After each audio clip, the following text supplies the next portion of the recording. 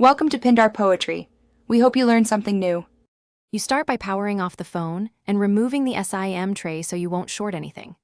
Next, apply steady heat to the back at about 90 to 100 degrees to soften adhesive. Make sure to move heat to avoid hot spots. While warm, place a suction cup near the edge and pry with a plastic pick until a small gap forms. Once you have a gap, slide a pick around slowly to begin separating the back glass. Keep pressure even and watch for clips. Once the panel is partially lifted, make sure to disconnect the battery immediately to prevent shorts while you work. Continue around the perimeter. Reheat sections as needed, pry a bit, and lift incrementally rather than forcing a large piece free.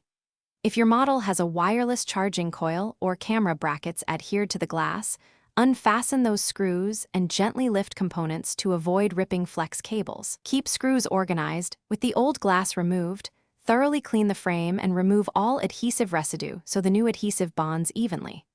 Apply pre-cut adhesive strips or a thin, controlled bead of OEM-compatible adhesive, then place the new back glass, aligning cameras and ports carefully. Press evenly and clamp or wait for the cure time recommended.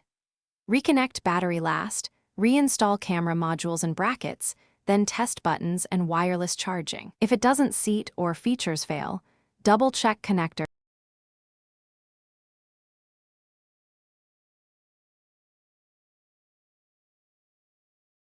Thanks for watching.